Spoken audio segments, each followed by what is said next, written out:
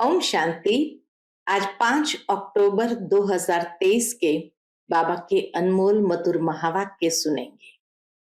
आज की मुरली में बाबा ने हम बच्चों को कहा, बच्चे तुम्हें निर्बंधन बनना है।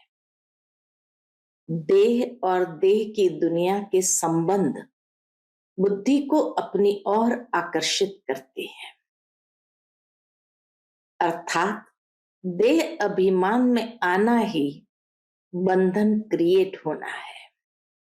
इसीलिए बाबा शिक्षा देते, बच्चे सर्व संबंध एक बाबा से जोड़ो और स्वयं को निर्बंधन आत्मा समझो।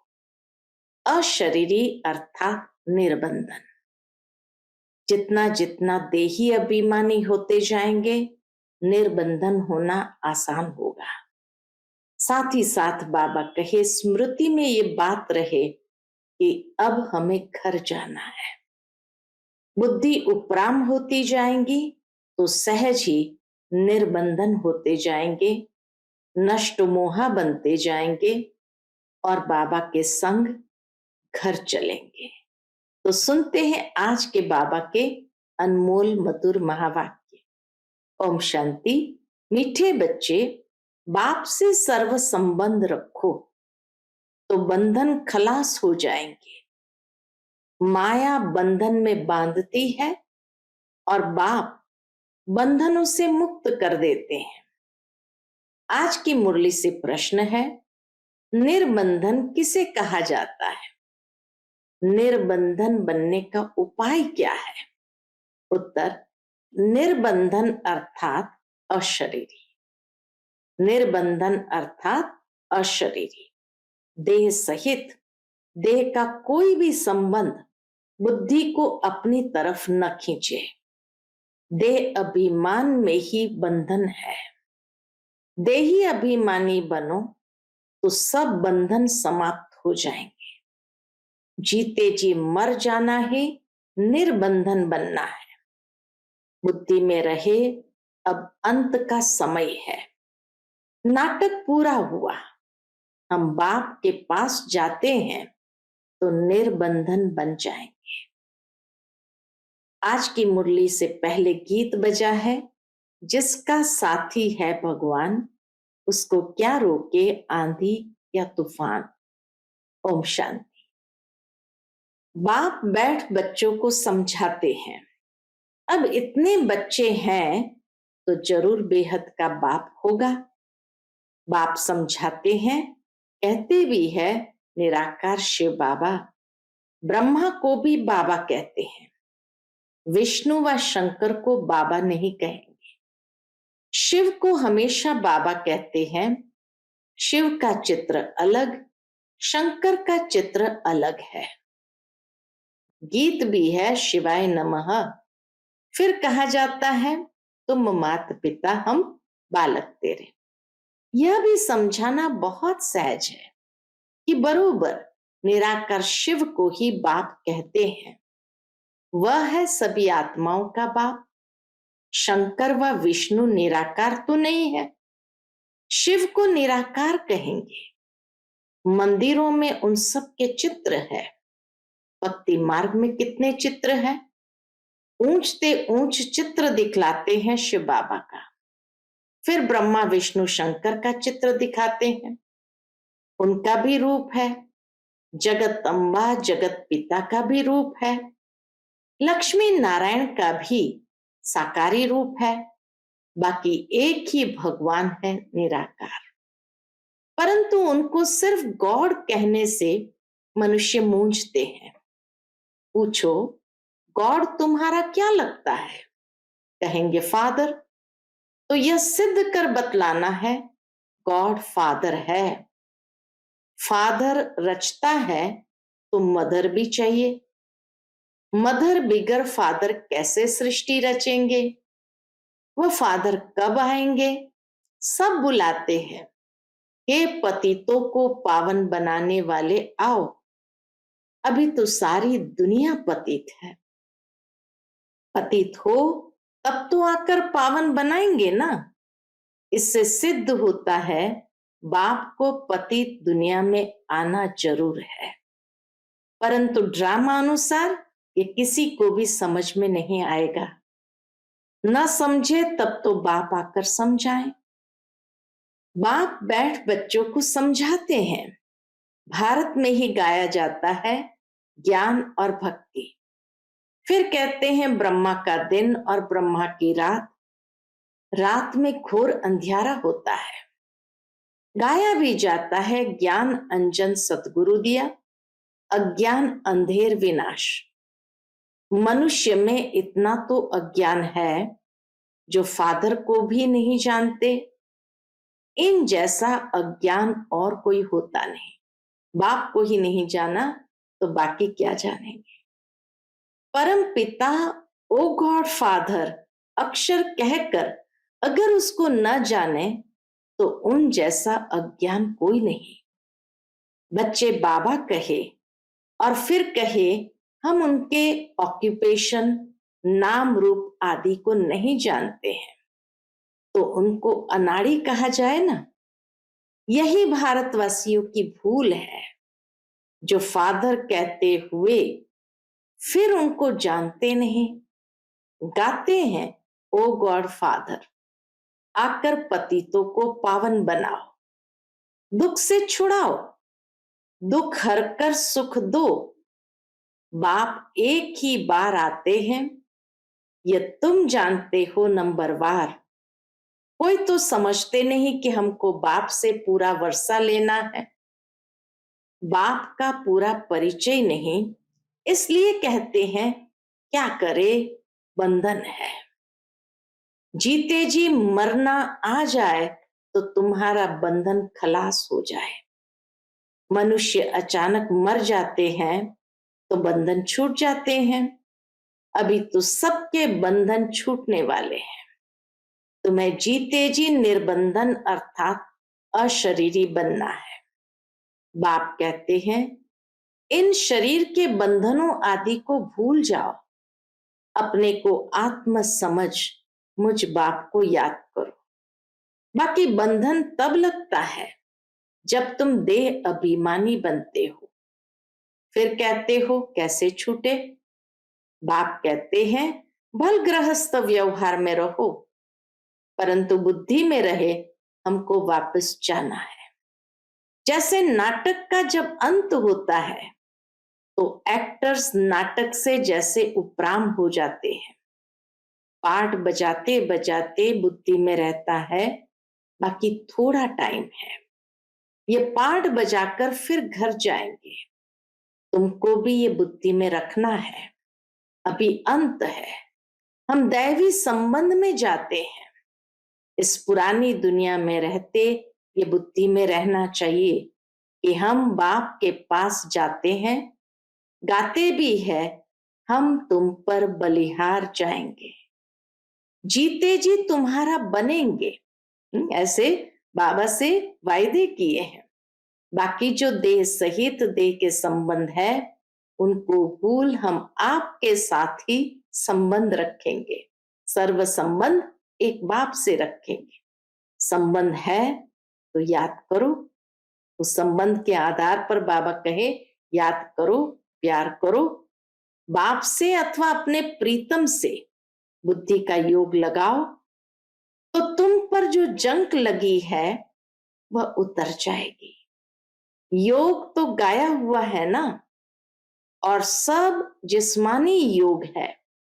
मामा, चाचा, काका, गुरु, गोसाई आदि सबसे योग रखते हैं। बाप कहते हैं इन सब से योग हटाए मुझ एक को ही याद करो। देह के सारे संबंधों को भूल एक बाप को ही याद करना है। योग मुझ एक के साथ लगाओ, देह अभिमान में नहीं आओ। देह से कर्म करते हुए भी ये निश्चय करो कि हम पाठ बजा रहे हैं। इस पुरानी दुनिया का अब अंत है, अभी हमको वापस जाना है। देह सहित देह के सब संबंधों से उपराम होना है। ऐसे ऐसे अपने साथ बातें करनी है। अब तो बाप के पास जाना है। किसी को स्त्री का बंधन है, किसी को पति का बंधन है, किसी को कोई का बंधन है। बाबा तो युक्तियां बहुत बतलाते हैं। बोल दो, हमको पवित्र बन भारत को पवित्र जरूर बनाना है। हम पवित्र बन तन मन धन से सेवा करते हैं, परंतु पहले नष्टो मोहा चाहिए।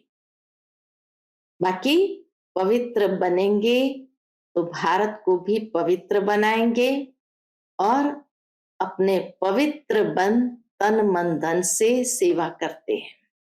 परंतु बाबा कहे सबसे पहले नष्ट मोह चाहिए। मोह नष्ट हो तो गवर्नमेंट को चिट्ठी लिखो, तो वह भी तुमको सहयोग देंगे। भगवान उवाच, काम महाशत्रु है। हम उन पर जीत पाकर पवित्र रहना चाहते हैं। बाप का फरमान है पवित्र बनो तो स्वर्ग का मालिक बनोगे। हमको विनाश और स्थापना का साक्षात्कार हुआ है। अभी पवित्र बनने में हमको ये विघ्न डालते हैं, मारते हैं। मैं तो भारत की सच्ची सेवा में हूं, अब मुझे एस्लम दो, परंतु पक्का नष्टो मोहा चाहिए। सन्यासी तो घर बार छोड़ जाते हैं, यहां तो साथ रहते नष्टो मोहा बनना है।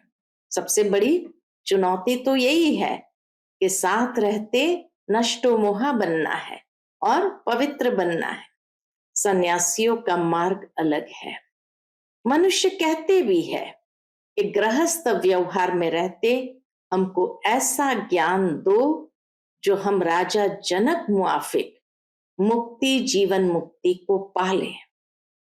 वही तो अब तुमको मिलता है ना, वही ज्ञान तो अभी तुमको बाबा कहे मिलता है ना। बाबा कहते हैं ये मेरी वन्नी है। ब्रह्मा बाबा मेरी वन्नी है, यानी युगल है। इनके मुख से मैं प्रजा रचता हूं। प्रजा पिता ब्रह्मा के मुख द्वारा ही कहते हैं। शिव बाबा तुमको कहते हैं तुम मेरे पौत्रे हो, या फिर कहते तुम मेरे बच्चे बन शिव बाबा के पोत्रे बनते हो। वर्षा उनसे मिलता है। स्वर्ग का वर्षा कोई मनुष्य दे ना सके। बाबा कहे कोई मनुष्य की यह ताकत ही नहीं जो स्वर्ग का वर्षा दे सके, निराकार ही देते हैं। तो भक्ति अलग चीज है और ज्ञान अलग है। भक्ति में तो वेद शास्त्र पढ़ते हैं, यज्ञ तप दान पुण्य आदि करते बहुत खर्चा होता है। यह है सारी भक्ति की सामग्री। भक्ति शुरू होती है द्वापर से। देवी देवता जब वाम मार्ग में आकर पतित बनते हैं तो फिर देवी देवता नाम कहला न सके, क्योंकि देवताएं तो संपूर्ण निर्विकारी थे। वाम मार्ग में जाने से विकारी बन जाते हैं, तो कहेंगे देवता धर्म वाले वाम मार्ग में आकर पतित बने हैं। पतित को देवता कह नहीं सकते, इसलिए फिर हिंदू नाम रखा है। वेद शास्त्रों में आर्य नाम रख दिया है। कहते हैं पहले आर्यन संस्कृति थी सिंधु नदी पर, वो आर्यन में मतभेद हुआ तो उसमें से दो हिस्सा हो गया। एक ऊपर की ओर गए यूरोप की ओर, और दूसरे लोग भारत में आकर के बसे, जिसको उन्होंने हिंदू कह दिया कि हिंदुस्तान में रहने वाले हिंदू। आर्यन नाम इस भारत खंड के लिए है। अभी यह अक्षर आया कहां से? सतयुग में तो आर्य अक्षर है नहीं। कहते भी है क्राइस्ट से 3000 वर्ष पहले भारत में देवी देवता बड़े समझदार थे। फिर वही देवता जब द्वापर में विकारी बनते हैं तो अनार्य कहा जाता है। अनार्य। एक ने आर्य कहा तो बस नाम चल पड़ा। जैसे एक ने कृष्ण भगवानुवाच कहा अथवा लिखा तो बस वह मानने लग पड़ते हैं। गाते भल है शिवाय नमः तुम मात पिता, परंतु वह कैसे मात पिता बनते हैं, कब रचना रचते हैं, ये नहीं जानते। जरूर सृष्टि के आदि में रचते होंगे। बाबा, सृष्टि के आदि में रचते होंगे। अब सृष्टि का आदि किसको कहा जाए, सतयुग को या संगम युग को?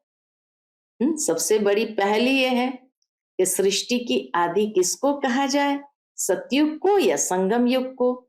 सतयुग में तो बाप आते नहीं। सतयुग आदि में तो आते हैं लक्ष्मी नारायण। उन्हों को सतयुग का मालिक किसने बनाया? कलयुग में भी नहीं आते। यह है कल्प का संगम युग। बाप कहते हैं मैं हर कल्प के संगम युगे आता हूं, जबकि सब आत्माएं पतित बन जाती है अथवा सृष्टि पुरानी हो जाती है, ड्रामा का चक्र पूरा हो, तब तो बाप आएंगे ना।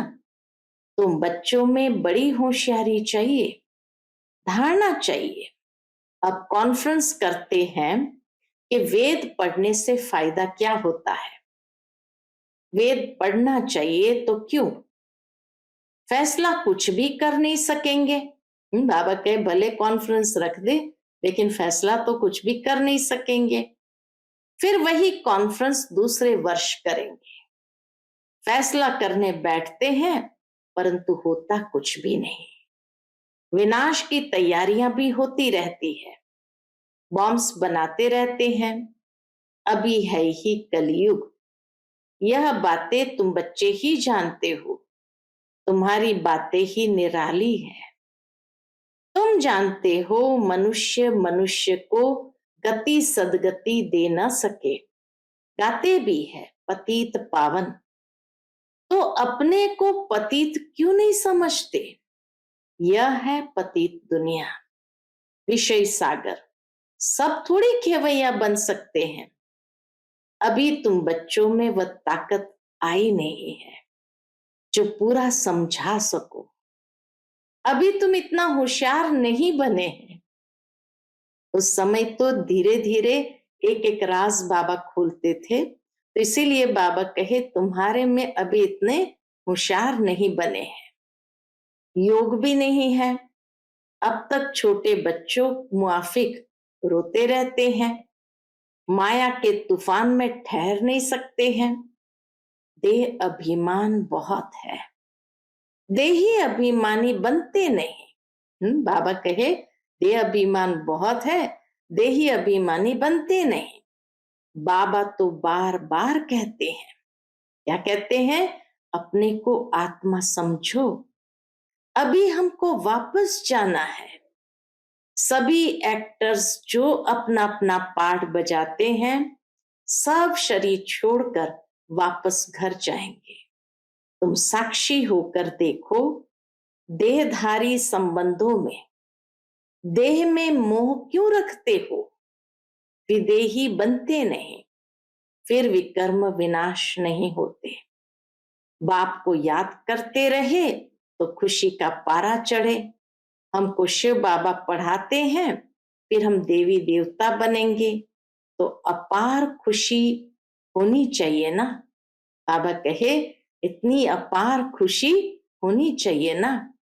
तुम जानते हो भारतवासी जब सुख में थे तो बाकी सब मनुष्य निर्वाण धाम शांति धाम में थे।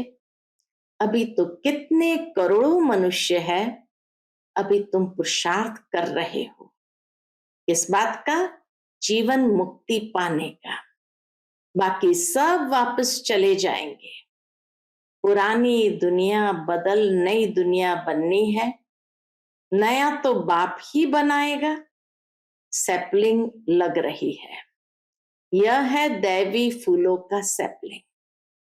कांटे से तुम फूल बनते हो, बगीचा पूरा तैयार हो जाएगा तो ये कांटों का जंगल खत्म हो जाएगा। इनको आग लगनी है, फिर हम फूलों के बगीचे में चले जाएंगे, क्यों ना मम्मा बाबा को फॉलो करे। गाया हुआ है फॉलो फादर मदर। जानते हो ये मम्मा बाबा लक्ष्मी नारायण बनेंगे। इन्होंने ही 84 जन्म बिताए हैं। तुम्हारा भी ऐसे ही है। सैंपल एक है, बाकी सब उसी आधार से बनते हैं। इनका मुख्य पाठ है। लिखा भी जाता है बाप आकर सूर्यवंशी चंद्रवंशी स्वराज्य फिर से स्थापन कर रहे हैं। इतना समझाया जाता है तो भी देह अभिमान टूटता नहीं है। मेरा पति मेरा बच्चा, अरे ये तो पुरानी दुनिया के पुराने संबंध है ना। मेरा तो एक शिव बाबा दूसरा न कोई। सभी देहधारियों से ममत्व मिट जाना बड़ा मुश्किल होता है। बाप समझ जाते हैं इनका ममत्व मिटना मुश्किल दिखता है। शक्ल ही ऐसे देखने में आती है। कुमारियां अच्छी मददगार बनती है। बाबा के कार्य में कुमारियां अच्छी मददगार बनती है। अच्छा, मीठे मीठे सिकिलते बच्चों प्रति माता पिता बाप दादा का याद प्यार और गुड मॉर्निंग। रूहानी बाप की रूहानी बच्चों को नमस्ते। हम सब रूहानी बच्चों की रूहानी माता पिता बाप दादा को याद प्यार गुड मॉर्निंग और नमस्ते। नमस्ते। शुक्रिया बाबा, शुक्रिया। आज की मुरली से धारणा के लिए मुख्य सार है। पहली पॉइंट, देह सहित सबसे मोह निकाल विदेही बनने का पूरा पुरुषार्थ करना है। हर एक्टर का पार्ट साक्षी हो देखना है। बंधन मुक्त बनना है। दूसरी पॉइंट, इस पुरानी दुनिया से उपराम होना है। अपने आप से बातें करनी है कि हमें तो अब वापस जाना है। अब पुरानी दुनिया के अंत का समय है। हमारा पार्ट पूरा हुआ। बाबा कहे ऐसे विचार सागर मंथन करना है। आज का बाप दादा का मधुर वरदान हम बच्चों के प्रति है। सर्व खजानों की संपन्नता द्वारा संपूर्णता का अनुभव करने वाले प्राप्ति स्वरूप भव। सर्व खजानों की संपन्नता द्वारा संपूर्णता का अनुभव करने वाले प्राप्ति स्वरूप भव। जैसे चंद्रमा जब संपन्न होता है तो संपन्नता उसके संपूर्णता की निशानी होती है। संपन्नता संपूर्णता की निशानी होती है। इससे और आगे नहीं बढ़ेगा। बस इतनी ही संपूर्णता है। जरा भी किनारी कम नहीं होती है। ऐसे आप बच्चे जब ज्ञान योग धारणा और सेवा अर्थात सभी खजानों से संपन्न होते हो तो इस संपन्नता को ही संपूर्णता कहा जाता है। ऐसी संपन्न आत्माएं प्राप्ति स्वरूप होने के कारण स्थिति में भी सदा समीप रहती है।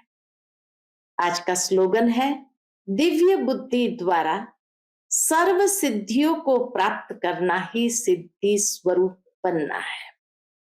दिव्य बुद्धि द्वारा सर्व सिद्धियों को प्राप्त करना ही सिद्धि स्वरूप बनना है। अच्छा, ओम शांति।